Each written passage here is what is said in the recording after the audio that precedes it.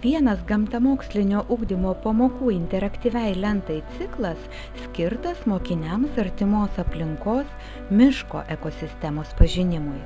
Akivaizdu, kad šios priemonės naudojimą reikėtų derinti su praktiniais mokinių darbais, gamtos stebėjimu, tiriamąja veikla, įvairių informacijos šaltinių studijomis.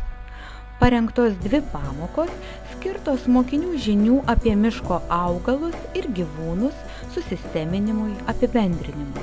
Tačiau atskiri mokymosi objektai bus naudingi ir aktualizuojant, gilinantis į vieną ar kitą temą. Pavyzdžiui, kalbant apie augalo dalis, medžių rūšis, dirvožemį ar jo gyventojus, vabzdžių vystymąsi ir kita. Be to, nemaža dalis užduočių pritaikoma ir integruojant kitus mokomuosius dalykus – matematinės veiklas, kalbinių gebėjimų ugdymą, technologijas, muziką, etiką.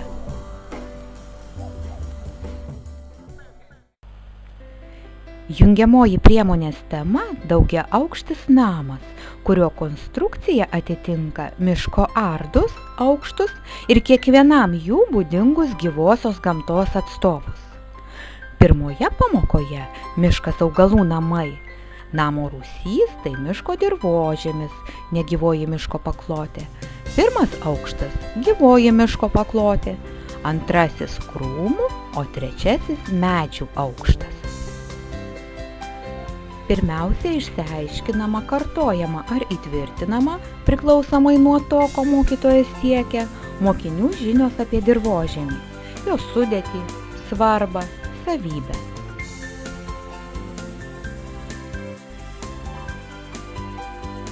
Aptardami gyvajai miško paklotei, pirmajam miško aukštui būdingus augalus, mokiniai prisimena miško žoles, grybus, uogas.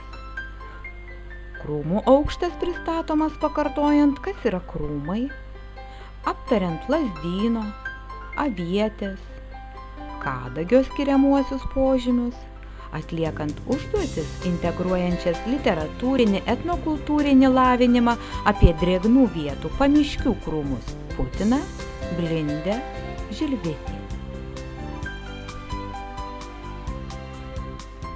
Kalbėdami apie medžius, mokiniai įtvirtina supratimą apie medžio dalis,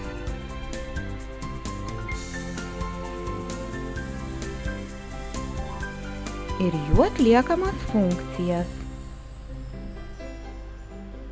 Pagal pavadinimą grupuoja spygliuočius ir lapuočius medžius. Detaliau aptariamos 3 spygliuočių medžių – pušies, eglės, maumedžio savybės bei jų skirtumai. Patikrinama, ar vaikai geba šiuos medžius atskirti. Būdingiausių Lietuvos miškų lapuočių pristatymas pradedamas ištrauka iš pasakos.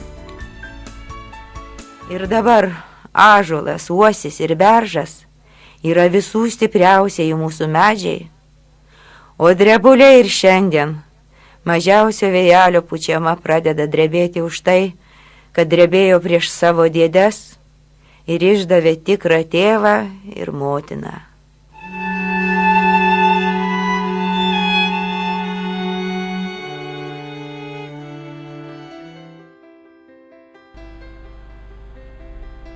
Mokiniai atrenka, pagal kokius požymius – lapų formą, žiedus, kamieną, kitas savybės. Atpažįstame beržą, uosį, ąžuolą. Išskiriami ir kitų paplitusių Lietuvoje medžių skiriamieji bruožai.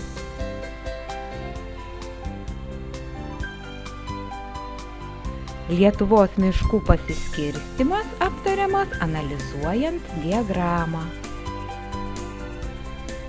Pasitikrinama, ar mokiniai jau geba atskirti lapuočius medžius, nusakyti jų skiriamuosius bruožus. Siūloma ir gamtosauginė tema apie žymiausius Lietuvos medžius. Veikla interaktyvioje lentoje derinama su informacijos atranka apie medžius internetinėme šaltinyje. Remdamiesi gauta informacija, mokiniai pildo lentelę, atlieka užduotį žemėlapyje. Taip mokiniai susipažįsta su vienu seniausiu Europoje Stelmužės ąžuolu, aukščiausiu Lietuvoje Prienų maumedžiu,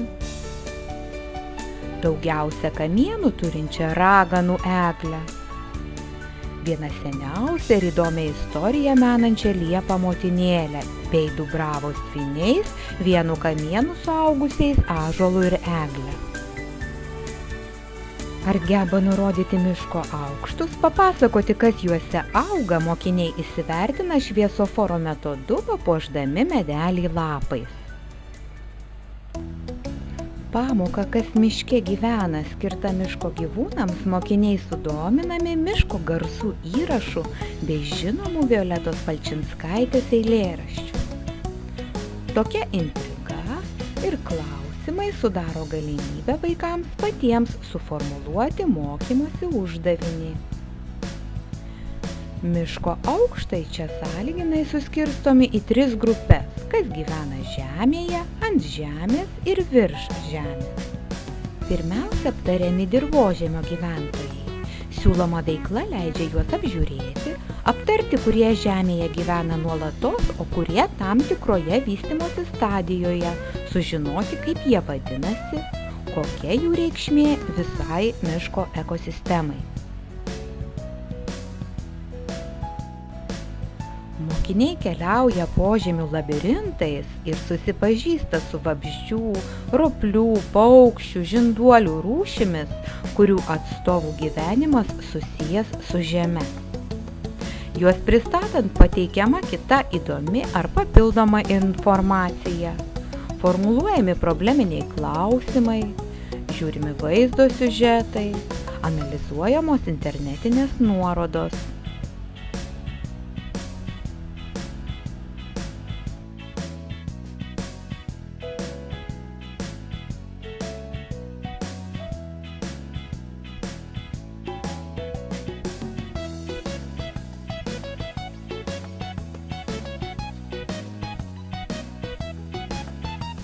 Pirmajame miško aukšte ant žemės gyvenantis gyvūnai pristatomi pateikiant elementarią žinduolių klasifikaciją. Mokiniai sužino, kokie vabzdžiaėdžių būrio atstovai gyvena Lietuvoje. Toliau kalbama apie graužikus, jų skiriamuosius bruožus, mitybos ypatumus, pristatomos kelios jų rūšys, o taip pat vandens graužikai.